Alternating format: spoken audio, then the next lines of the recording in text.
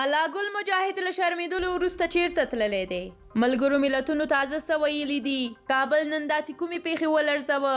او د دې ترڅنګ نور ډیر تازه مهم خبرونه درته لرو، نو دغه ویډیو تر پایه وګورئ او که مو یوټیوب چینل در سره نه وي سبسکرایب نو سبسکرایب یې کړئ. کابل په کابل کې د سردار محمد داود خان روغتون ته نږدې په برید کې 19 کسان وژل شوي او 50 نور ټپیان دي. د روغتیا وزارت یو چارواکي د نوم نه ښودلو په شرط ویلي دي چې 2 چاودنې د روغتون دروازې ته نږدې شوي دي. الله ګل مجاهد د ولسي جرګې پخوانی غړی الله ګل مجاهد ایران ته تللی دی.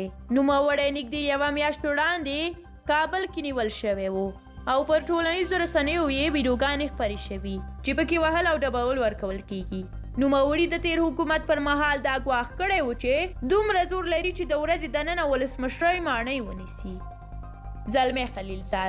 زلمی خلیلزاد په یوه تازه مرکه کې ویلي دي چې که چیرته طالبان له القاعده او نورو ترهګرو ډلو سره کارنده مبارزه ونه کړي نو امریکا مجبوره ده چې د خپل امنیت لپاره په خپله اقدام وکړي.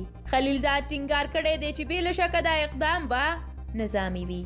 په ورته مهال بیا صالح له غني څخه غوښتي دي چې د خلیلزاد د مکالماتو پټې ثبت شوې ویډیوګانې دې خپرې شي. ښاغلي صالح د ټویټر په څو پیغامونو کې زلمی خلیلزاد فریبکاره ګڼلی دی او ویلي دي چې د هغه او نورو بهرنیو پلاویو حضوري او ټلیفوني خبرې په سرې توګه ثبت کېدلې. کرکټ شرف الدین اشرف د اصغر افغان پر ځای د نړیوال جام لپاره د ملي لوبډلې په 15 کسیز نوملړ کې ځای وموند چې له دې وروسته به د یادې لوبډلې برخه وي. ملګري ملتونه د ملګرو ملتونو په یو راپور کې راغلي دي چې له 2006 تر 2020 کال پورې په ټوله نړۍ کې شاوخوا 1200 خبریالان وژل شوي دي چې له دې ډلې د ځینو هغو قضیې لا نه دي څېړل شوي.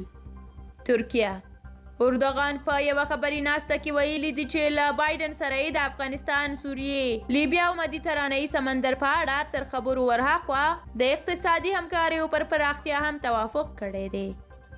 او د پای خبر هم دا چې رسنۍ وایي په نیمروز کې پر ګډه پوله ایراني عسکرو له افغان موټر چلوونکو او مسافرو سره پر پوله ناسم چلند کوي چې د افغان لوري له توند غبرګون سره مخ شوي دي. له تاسو ډیره زیاته مننه چې ویډیو مو تر پایه ولیده. زموږ د لا ډیرو ویډیوګانو لپاره یوټیوب چینل مو در سره سبسکرایب کړئ. تر بیا الله مو مل شه. د خدای په امان.